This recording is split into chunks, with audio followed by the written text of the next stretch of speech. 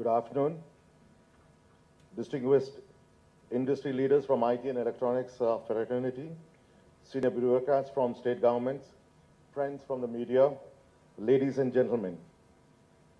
When asked about the objective of this gathering, I simply had to put this forward.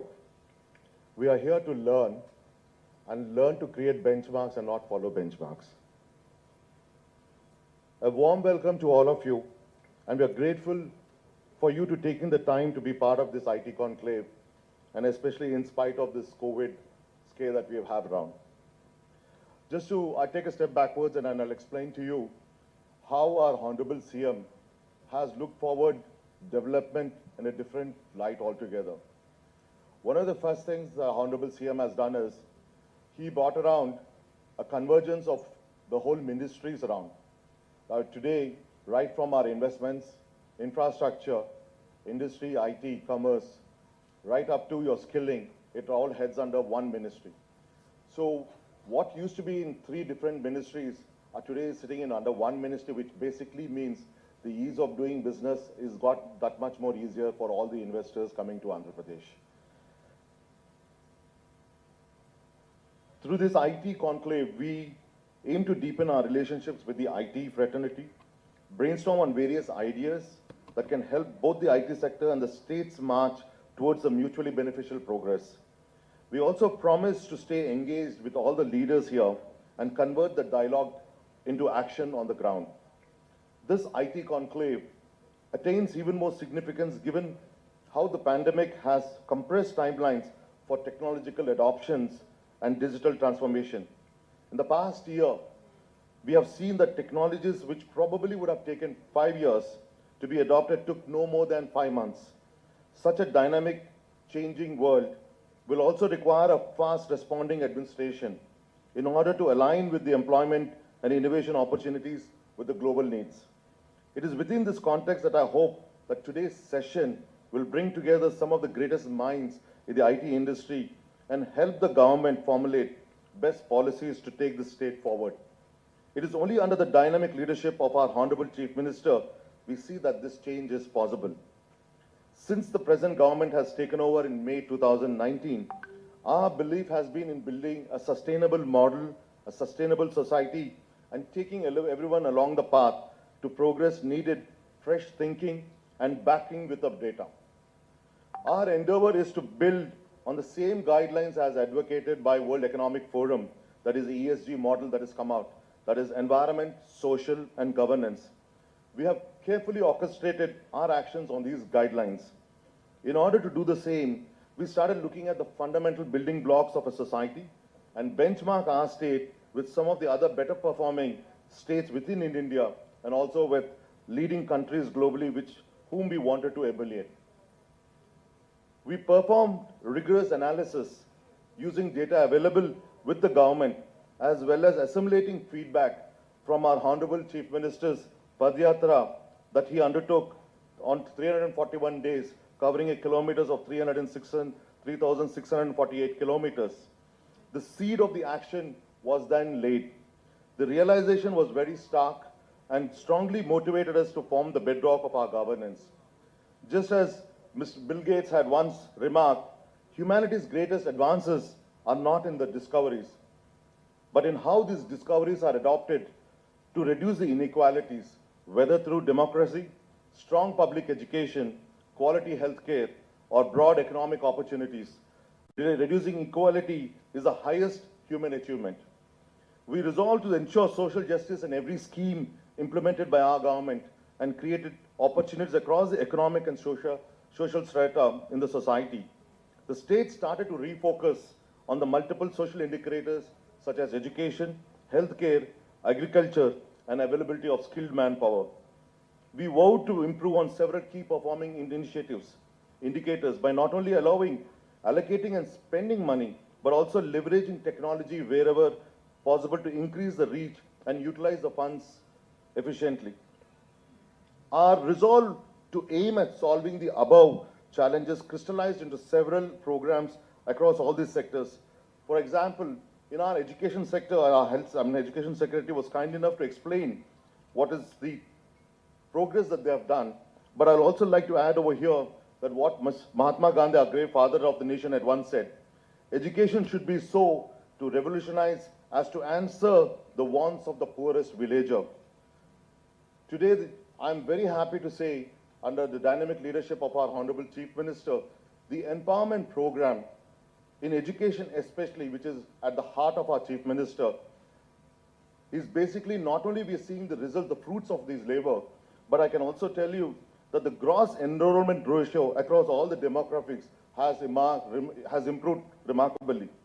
While schemes such as Manabadi, Nadu Nedu builds the school infrastructure schemes such as Jagananna Vidya Divana, Jagananna Vidya Kanuka takes care of not only school fees, but also stationery and reading materials for the students. Many a times I've been asked questions across the world, across the country. There is there's this paradigm question of saying what's happening in your state, where is the development? I can tell you all, the development that our leader has resolved is to start the movement from the villages. And I am very happy to say that he is reaching the poorest of the poorest, neediest of the neediest. And I can tell you these results that are going to be coming out will actually be seen for the rest of the country to be followed. Schemes such as Jagananna Goru Mudda ensures that these children are fed, while Jagananna Ammavadi encourages mothers to send children to school. In the healthcare, we renewed our strength and strengthened the YSR Arogyashri to ensure that good quality healthcare is available to all citizens who cannot afford the same. Additionally, to ensure financial support to patients who are in recovery post any hospitalization, we launched YSR Arogya Asra. To provide crucial support during the accidents, even in remotest parts of the state, the government also launched 1,088 new ambulances in order to reduce the emergency response into time in less than 15 minutes.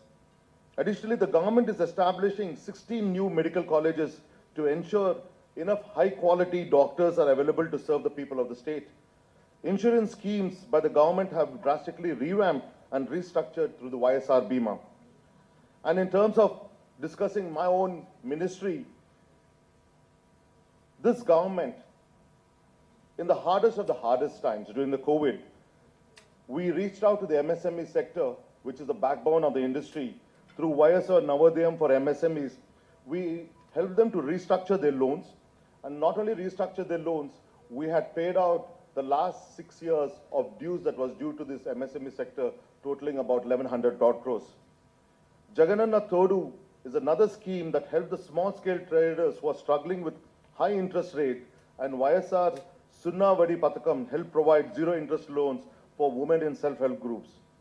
Additionally, in agriculture and allied sectors, while agriculture sector employs majority of the people in the state of Andhra Pradesh, the sector needs tremendous support to ensure that the basis financial sustenance is provided to these families.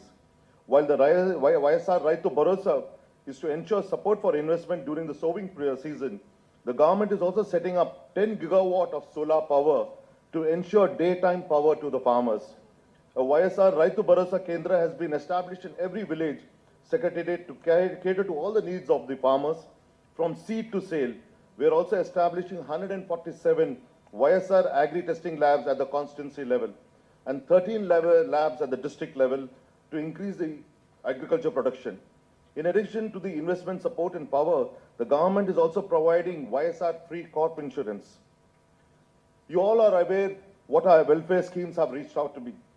The government has extended almost close to about 5.65 crores beneficiaries with an assistance of 77,731 crores in the last financial year. How is the state leveraging technologies in such schemes, in the state schemes? I can just explain to you that while the state has launched multiple schemes to benefit the citizens directly, it is also trying to harness technology to come up with innovations to deliver service. One of these, we are seeing that the IT industry is rapidly changing the world across, in every aspect of life.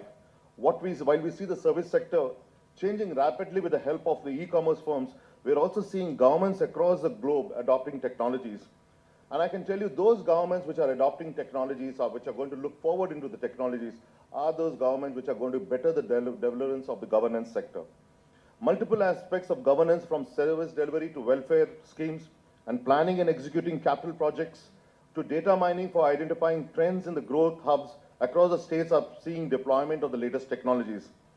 Some of the digital initiatives to fight the COVID-19 that had taken place was home quarantine monitoring dashboard, CDAC SMS gateway for monitoring foreign returnees, availability of mandal level video conferencing system. I mean, apart from this, what are we doing here in the state of Andhra Pradesh in creating the infrastructure, the IT infrastructure? The state of Andhra Pradesh has been extremely proactive in attracting investments in this, especially in the IT infrastructure. My department is now actively engaged with multiple marquee IT companies for new projects in the state, as well as expansion of the existing operations. One of the such subject which is being forward and which is going to be discussed in one of the roundtables is the concept cities. Our Honorable Chief Minister believes that to develop the next level of living, the futuristic livings, he wanted us to take up 3 centers, minimum about 2,000 odd acres across the state, and then develop it into a concept cities. And today, I think one of the subjects that we'll be discussing and probably looking out for answers from the diaspora is that, how can we make this concept city into a reality?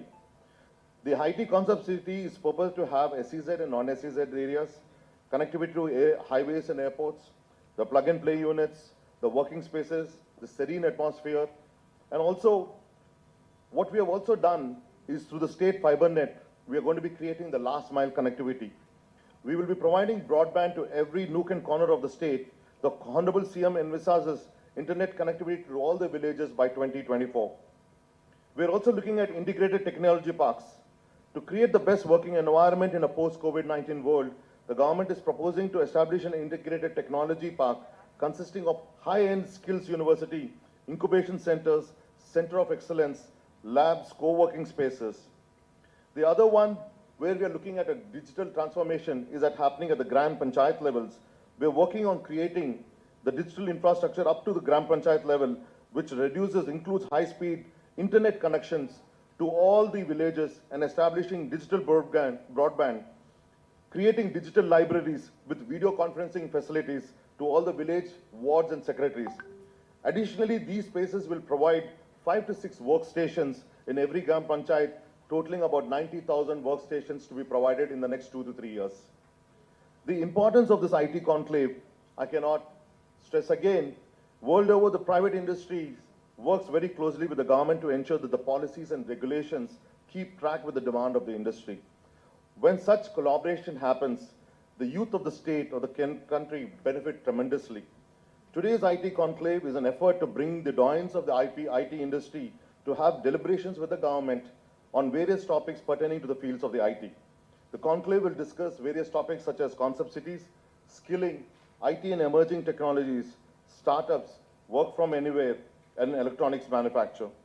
Each of the CXO roundtables will feature one of these topics and will aim to understand perspective from the industry leaders and multiple leaders from the IT industries, as well as senior bureaucrats who are part of the panels. All the discussions will be distilled, and the lessons learned will become part of the thought process during the future policy making. Before I conclude, I would like to also point out to you, while we dwell into the discussion of how the industry and the government can come together, it is my sincere request to all of you to provide your sincere opinion on the challenges that lay ahead for the state and the way which we can overcome the same. We also wish to partner with the IT leaders present here in bringing investments, creating jobs, deploying technology to solve the current issues, and help drive the state towards a prosperous future.